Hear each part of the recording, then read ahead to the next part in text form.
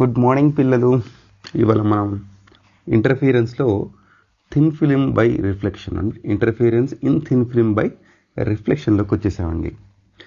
మరి ఈ క్వశ్చన్ మనకి లాంగ్ క్వశ్చన్ కాబట్టి మనం ఇక్కడ 2 ప్లేట్లు తీసుకున్నాం, గ్లాస్ ప్లేట్స్.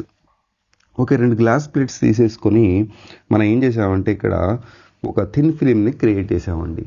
ఏం చేసామండి? 2 గ్లాస్ ప్లేట్లు తీసుకొని ఒక థిన్ ఫిలింని క్రియేట్ చేసాం. ఎలా క్రియేట్ చేసాము? సపోజ్ నేను ఒక 2 గ్లాస్ ప్లేట్ ఇది అనుకున్నాను అనుకోండి. ఓకే, సో దీన్ని ఏం చేశానంటే ఇక్కడ ఈ 2 గ్లాస్ ప్లేట్లు తీసేసుకొని నేను ఇక్కడ ఏం చేశానంటే ఒక రబ్బర్ బ్యాండ్ పెట్టేశానండి. ఇటు సైడ్ ఒక రబ్బర్ బ్యాండ్ పెట్టేశాను. ఓకే, రబ్బర్ బ్యాండ్ క్లోజ్ చేసేసాను. ఇటు సైడ్ ఏం చేశానంటే ఒక హెయిర్, మన హెయిర్ ఉంటుంది కదా, హెయిర్ తీసేసుకొని ఇక్కడ హెయిర్ని ఇలా పెట్టామనుకోండి. ఇలా పెడితే ఏమవుతుందండి? మధ్యలో గ్యాప్ చూడండి, కనబడుతుందా? సో నేను హెయిర్ని ఇలా పెట్టేశాను. హెయిర్ థిక్నెస్ ఎంత ఉందో, ఓకే, హెయిర్ డయామీటర్ ఎంత ఉందో అంత రేంజ్లో మనకు ఒక వెడ్జ్ షేప్ అన్నట్టు. ఓకే, ఒక కాన్స్టెంట్ కాకుండా ఇట్లా వెడ్జ్ షేప్ వచ్చేస్తుంది. దీని మధ్యలో మనకి ఎయిర్ ఫిల్ ఉంటుంది కాబట్టి ఎయిర్ ఫిల్మ్ అంటాం మనం. ఓకే, దీని మధ్యలో లిక్విడ్ పెట్టుకోవచ్చు, ఏమైనా పెట్టుకోవచ్చు మీరు.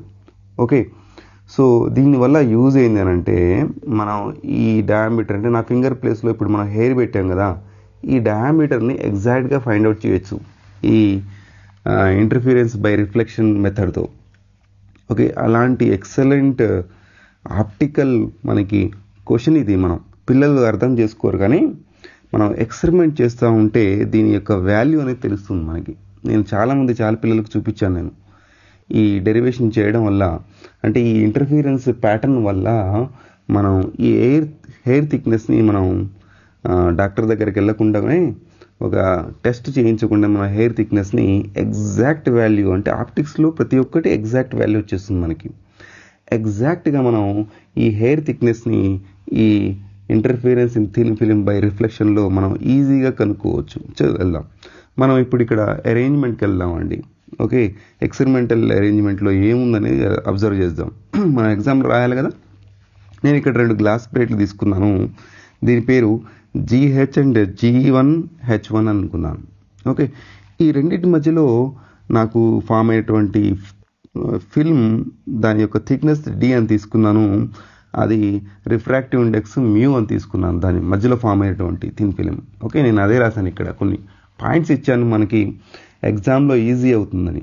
Let GH and G1H1 with 2 glass plates has thin film. 2 glass ప్లేట్లు, ఈ రెండింటి మధ్యలో థిన్ ఫిలిం ఫామ్ అయిందంట. దాని thickness T and refractive index μ. అదే వర్డ్ వాడాను. Okay, DR1 is a parallel to BR1. అంటే నేను ఒక లైట్ రే నేను ఇక్కడ వేసినప్పుడు AB అనేది ఇన్సిడెంట్ లైట్ రే అక్కడ ఒక సర్ఫేస్ నుంచి మళ్ళీ రిఫ్లెక్ట్ అయ్యి BR అనేది ఒక రిఫ్లెక్షన్ లైట్ రేగా ఫామ్ అవుతుంది. ఎప్పుడైతే ఇక్కడ టచ్ అవుతుందో ఒక ఇమాజినరీ లైన్ని నార్మల్ లైన్గా వేసుకున్నాను నేను.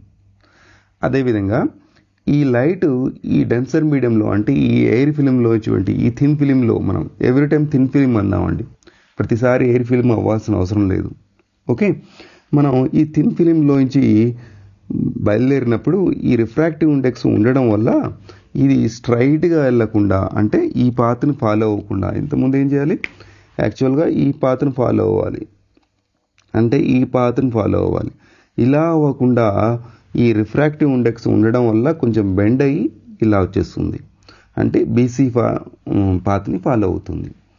ఎప్పుడైతే మనం ఇక్కడ కింద సర్ఫేస్లో ఒక బ్లాక్ క్లాత్ పెడతామో ఈ రిమైనింగ్ లైట్ని ఇట్లా అబ్జర్వ్ చేసుకుంటుంది, మిగతా పార్ట్ ఇట్లా రిఫ్లెక్ట్ అవుతుంది. ఇది మొత్తం ఒకటే మీడియం కదా, అందుకని ఇక్కడ ఏం బెండ్ కాలేదు, కాకపోతే ఫేజ్ చేంజ్ అవుతుంది. ఓకే, పై ఫేజ్ చేంజ్ అవుతుంది. మీకు తెలుసు, లైట్ రే ఇట్లించి ఇట్లా తిరిగినప్పుడు చూడండి, నా పెన్ చూడండి, ఇట్లా వచ్చేస్తుంది. సపోజ్ ఇట్లా వస్తుంది అనుకోండి, ఇట్లించి ఇట్లా తిరిగినప్పుడు పై ఫేజ్ చేంజ్ వస్తుందని మీకు తెలుసు రిఫ్లెక్షన్లో. ఓకే, ఇక్కడి నుంచి ఇక్కడికి, మళ్ళీ ఇక్కడి నుంచి చూడండి, ఈ D నుంచి R1కి వెళ్తున్నప్పుడు మళ్ళీ మీడియం చేంజ్ అయింది, అవునా కదా, ఎయిర్లోకి వెళ్ళిపోయింది. ఎప్పుడైతే ఎయిర్లోకి వెళ్ళిపోయిందో దాని రిఫ్రాక్టివ్ ఇండెక్స్ చేంజ్ అవుతుంది కాబట్టి మళ్ళీ ఏమవుతుంది, కొంచెం బెండ్ అయిపోతుంది. అంటే ఈ రీజన్లో ఇక్కడి నుంచి ఇక్కడ బెండ్ అయింది, మళ్ళీ ఇక్కడి నుంచి ఇక్కడ బెండ్ అయిపోయింది. సో ఈ లైట్ రే ఇటు నుంచి ఇటు రిఫ్లెక్ట్ అయింది, ఇక్కడి నుంచి ఇక్కడికి రావడానికి ఎక్స్ట్రా పాత్ నుండి ట్రావెల్ చేసింది. ఓకే, ఎక్స్ట్రా పాత్ని ట్రావెల్ చేసింది. అది గుర్తుపెట్టుకోండి పిల్లలు. ఇక్కడి నుంచి ఇక్కడికి రిఫ్లెక్ట్ అయింది, ఇక్కడి నుంచి ఇక్కడికి రిఫ్లెక్ట్ అవ్వడానికి ఎక్స్ట్రా పాత్ని ట్రావెల్ అయింది పిల్లలు. ఆ ఎక్స్ట్రా పాత్ ఎంత ట్రావెల్ అయింది అనేది మనం ఇక్కడ కనుక్కుంటున్నాం. ఓకే, ఇక్కడ అబ్జర్వ్ చేద్దాం statement. DR1 is the parallel to BR అన్నాడు.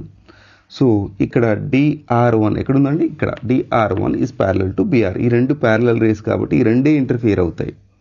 To find the path difference draw the normal DE and BE. ఈ ఎక్స్ట్రా పాత్ ఎంత ట్రావెల్ అయిందో ఆ పాత్ని ట్రావెల్ చేయడానికి మనం ఏం చేసామంటే ఇక్కడి నుంచి ఒక నార్మల్ ఇక్కడికి వేసాము, అంటే ఈ CH మీద F అనే నార్మల్ వేసాను, ఇక్కడి నుంచి ఇక్కడికి నార్మల్ ఈ BR మీద E అనే నార్మల్ వేసాను, ఇక్కడ అదే మెన్షన్ చేశాను. Okay, so the path difference ఇక్కడ ఫైండ్ అవుట్ చేస్తున్నాం అండి. పాత్ డిఫరెన్స్ ఫైండ్ అవుట్ చేస్తున్నాం. ఈ పాత్ డిఫరెన్స్ ఎంత ఉంది చెప్పండి? డెల్టాని పాత్ డిఫరెన్స్ అనుకుంటాము. పాత్ BC ప్లస్ CD దేంట్లో ఉంది? ఒకటి ఫిలింలో ఉంది, అంటే థిన్ ఫిలింలో ఉంది. దీని రిఫ్రాక్టివ్ ఇండెక్స్ ఉంది కదా, దాని రిఫ్రాక్టివ్ ఇండెక్స్తో మల్టిప్లై చేద్దాం. ఓకేనా? మైనస్ పాత్ B ఏమంటున్నాడు? BE అంటున్నాడు, పాత్ BE. ఓకే, సో ఇది. సో ఇక్కడి నుంచి ఇక్కడ ట్రావెల్ చేసింది, ఇక్కడి నుంచి సబ్ట్రాక్ట్ చేస్తే నాకు పాత్ ఎక్స్ట్రా ఎంత ట్రావెల్ అయింది, ఈ లైట్ ఇక్కడి నుంచి ఇక్కడికి వచ్చి ఇక్కడ ట్రావెల్ అవ్వడానికి ఎక్స్ట్రా పాత్ ఎంత నాకు అయింది అనేది మనకి డెల్టా నుంచి తెలిసిపోతుంది. ఇక్కడ కొంచెం యాంగిల్స్ ఇచ్చాను చూడండి, ఎందుకంటే మనం మ్యాథమెటిక్స్ వాడితేనే ఇక్కడ దీని క్యాలిక్యులేషన్ చేయగలుగుతాం మనం. అవునా? చూడండి ఇక్కడ నేను చేసిన పనులు ఏంటి చూడండి. ఇక్కడ యాంగిల్ ABN చూడండి, ABN అబ్జర్వ్ చేస్తే ABN మనం కనుక అబ్జర్వ్ చేస్తే ఇది ఇన్సిడెంట్ యాంగిల్, అవునా కదా? ఎప్పుడైనా నార్మల్కి తీసుకుంటాం మనం ఇన్సిడెంట్ యాంగిల్, అందుకనే ఇక్కడ IA యాంగిల్ తీసుకున్నాను. యాంగిల్ QBC మీరు అబ్జర్వ్ చేస్తే దీన్ని QBC అని తీసుకున్నాను. ఇన్సిడెంట్ యాంగిల్కి ఆపోజిట్లో ఎగ్జాక్ట్గా మనకి రిఫ్లెక్షన్ యాంగిల్ వచ్చేస్తుంది. యాంగిల్ BDE, యాంగిల్ B మనకి వచ్చేసి DE, అంటే మనం ఏదైతే నార్మల్ వేసామో ఆ నార్మల్కి ఏదైతే ఇన్సిడెంట్ యాంగిల్ ఉందో అదే యాంగిల్ ఇటు వచ్చేస్తుంది మనకి. యాంగిల్ QPC, యాంగిల్ QPC ఇదే యాంగిల్ ఇక్కడ R వస్తుంది, ఇదే యాంగిల్ ఇక్కడ R వచ్చేస్తుంది. ఇక్కడ మనం ఈ పార్ట్ని మనం ఫోల్డ్ చేసాము, ఇట్లా మడత పెట్టాము. ఇట్లా మడత పెట్టి మళ్ళీ ఓపెన్ చేస్తే ఎట్లా అవుతుంది? నేను నా హ్యాండ్ని ఇట్లా మడత పెట్టి ఇట్లా ఓపెన్ చేస్తే ఏమొస్తుంది? సేమ్ రిఫ్లెక్షన్ వస్తుంది కదా, సేమ్ థింగ్ వస్తుంది కదా. అంటే ఇక్కడ ఎంతైతే యాంగిల్ ఉందో అంతే యాంగిల్ ఇక్కడ కూడా వచ్చేస్తుంది కదా. ఓకే, సో ఈజీగా మనం గుర్తుపెట్టుకోవడానికి, అంటే మనం కనుక ఎక్స్టెండ్ చేస్తే ఈ నార్మల్ని ఇదే యాంగిల్ ఇక్కడ ఎక్స్టెండ్ అవుతుంది. ఓకే, సో మనం ఈ యాంగిల్ కూడా మనకి R అయిపోతుంది. ఈ యాంగిల్ R అయినప్పుడు ఈ యాంగిల్ కూడా R అయిపోతుంది. ఇప్పుడు ఈ యాంగిల్స్ని యూజ్ చేసుకొని నేను ఈ ఎక్స్ట్రా పాత్ ఎంత ట్రావెల్ అయింది అనేది, సో ఈ పాత్లో నుంచి ఈ పాత్ని సబ్ట్రాక్ట్ చేస్తే ఎక్స్ట్రా పాత్ ఎంత ట్రావెల్ అయింది అనేది తెలిసిపోతుంది నాకు.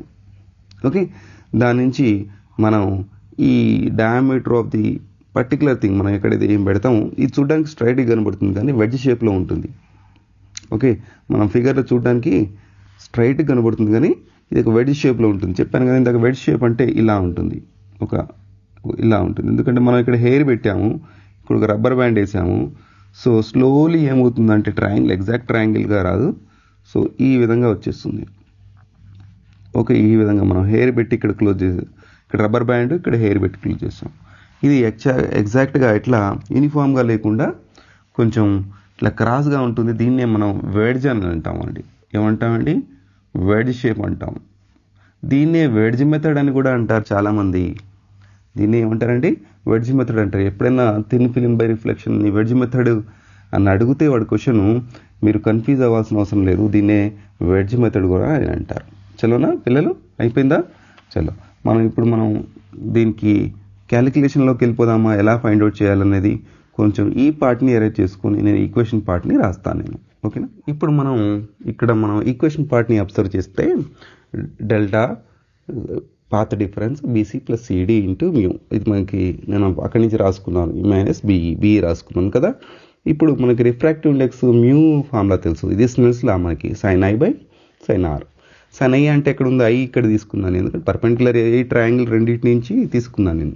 sin I వాల్యూ మనకి చూడండి, ఇక్కడ మనకి sin I ఇక్కడ తీసేసుకున్నాను, BE బై BD తీసేసుకున్నా. ఇక్కడి నుంచి sin R తీసుకుంటే నేను ఇక్కడ చూడండి DF by R FD by so BD తీసుకున్నాను. ఇక్కడ రెండింటికి కామన్ ఏముంటుందండి, బీడీ కాబట్టి బీడీని క్యాన్సిల్ చేసేసాను. ఓకేనా. So mu is equals to మిగిలింది ఏంటి మనకి BE by FD BE is equals to మనం అటు తీసుకెళ్తే mu into FD, that is equation number 2 అనుకున్నా అండి. ఫ్రమ్ ఈక్వేషన్ నెంబర్ 1 and 2 ఒకటిని రెండిట్లో అంటే రెండింటిని తీసుకెళ్ళి సెకండ్ ఈక్వేషన్ తీసుకెళ్ళి ఫస్ట్ ఈక్వేషన్లో సబ్స్టిట్యూట్ చేసేసాను. Delta is equals to BC plus CD into mu minus mu into FD. అచ్చా, మనం ఇప్పుడు రెండింటిలో మ్యూ ఉంది కాబట్టి ఎందుకు తీసుకొచ్చానంటే అంతా ఇక్కడేమో రిఫ్రాక్టివ్ ఇండెక్స్ టర్మ్లో ఉంది, ఇక్కడేమో రిఫ్రాక్టివ్ ఇండెక్స్ టర్మ్స్లో లేదు. అందుకనే రిఫ్రాక్టివ్ ఇండెక్స్ టర్మ్స్లో రాయడానికి, ఈ రిఫ్రాక్టివ్ ఇండెక్స్ మ్యూ టర్మ్స్లో రాయడానికి నేను ఇది తీసుకుని రావాల్సి వచ్చింది. అర్థమైందా పిల్లలు మీకు? ఓకే. సో ఇప్పుడు మ్యూ అనేది కామన్గా ఉంది కాబట్టి ఇక్కడ మ్యూ అనేది కామన్ తీసేసుకున్నాను. కామన్ తీసుకున్నప్పుడు మీరు అబ్జర్వ్ చేయండి, బీసీ సేమ్ ఉంది, ఇక్కడ బీసీ సేమ్ ఉందండి. సో సిడి మైనస్ ఎఫ్డి, ఇక్కడ ఉంది సిడి, ఇది సిడిలోంచి ఎఫ్డి తీసేయమంటున్నాడు, అంటే ఈ పార్ట్ని తీసేయమంటున్నాడు. ఈ సిడిలోంచి ఎఫ్డి తీసేయమంటున్నాడు. మిగిలింది ఏంటి, సిఎఫ్ఏ కదా, అదే రాశాను, సిఎఫ్ రాశాను. మిగిలింది సిఎఫ్ రాశాను. ఓకే, దీన్ని ఒకటే లైన్ కింద చేయడానికి మనం ఇందాక అనుకున్నట్టు దీన్ని కొంచెం ఎక్స్టెండ్ చేసాం కదా, అవునా. ఈ బీసీ అనేది మనం ఇట్లా ఫోల్డ్ చేసి మనం ఇట్లా ఓపెన్ చేస్తే ఈ BCA is nothing but PC, అవునా. ఈ distance is nothing but PC అవుతుంది మనకి. అందుకని బీసీ ప్లేస్లో మనం ఏం రాసుకోవచ్చు, పీసీ అని రాసుకోవచ్చు. పీసీ ప్లేస్లో పీసీ అని రాసుకోవచ్చు. ఇక్కడ నేను రాసుకున్నాను బీసీ ప్లేస్లో మనం ఏం రాసుకోవచ్చు, ఓకే, బీసీ ప్లేస్లో పీసీ అని రాసుకోవచ్చు మనం. నేను అందుకనే అది రిప్లేస్ చేసేసాను, ఇక్కడ పీసీ అనేది రిప్లేస్ చేసేసాను బీసీ ప్లేస్లో. అప్పుడు పీసీ ప్లస్ సిఎఫ్ ఇది మొత్తం కలిపితే పిఎఫ్ అని రాయొచ్చు కదా, పిఎఫ్ అని రాసేసాను.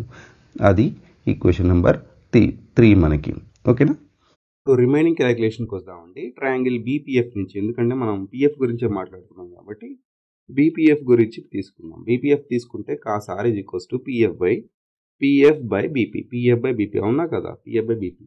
So PF is equals to BP cos theta, ఎందుకంటే అటు తీసుకెళ్ళాను నేను. బీపీ అంటే అర్థం చేసుకోండి, బీపీ అంటే అర్థం ఏంటి, ఇక్కడి నుంచి ఇక్కడ థిక్నెస్ టీ అని తీసుకున్నాను కదా, ఇది టీ అయినప్పుడు మనం ఫోల్డ్ చేసామని చెప్పాను. ఇక్కడి నుంచి ఇక్కడికి ఇట్లా ఫోల్డ్ చేస్తే ఇట్లా వచ్చింది అని చెప్పాను. ఈ టీ అయినప్పుడు మరి ఇది కూడా టీ అవ్వాలి కదా, టీ. అందుకనే ఈ డిస్టెన్స్ని 2t అని రాసుకున్నాం.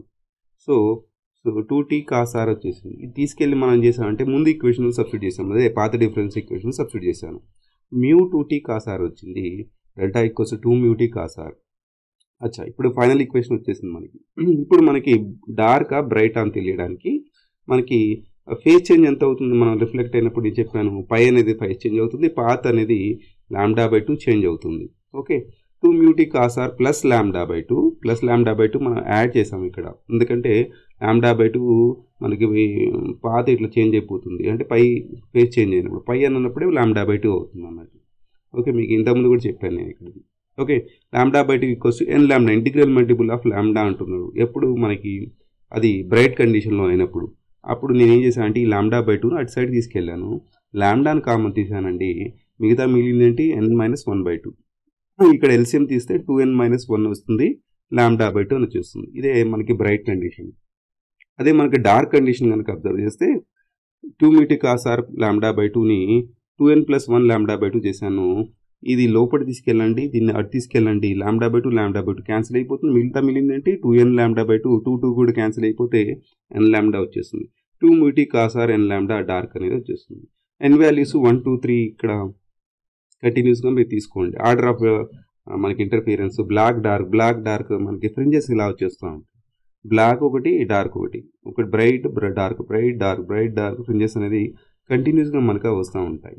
ఓకే, ఇది మనం డిస్టెన్స్ని ఫైండ్ అవుట్ చేసి మనం డయామీటర్ ఫార్ములాలో మనకు సబ్స్టిట్యూట్ కనుక చేస్తే లాంబ్డా కనుక తెలిస్తే ఖచ్చితంగా మనం పెట్టినటువంటి హెయిర్ కానీ ఒక వైర్ థిక్నెస్ని కానీ డయామీటర్ని మనం ఈ ఇన్స్ట్రుమెంట్ అంటే ఈ ఎక్స్పెరిమెంట్ ద్వారా మనం ఈజీగా ఫైండ్ అవుట్ చేయొచ్చు. మన కాన్సెప్ట్ మనం డయామీటర్ ఫైండ్ అవుట్ చేయట్లేదు కాబట్టి అక్కడ వరకు వెళ్ళట్లేదు, మనం బ్రైట్ అండ్ డార్క్ కండిషన్స్ మాత్రమే మనం ఇక్కడ రాస్తున్నాం. ఓకేనా పిల్లలు?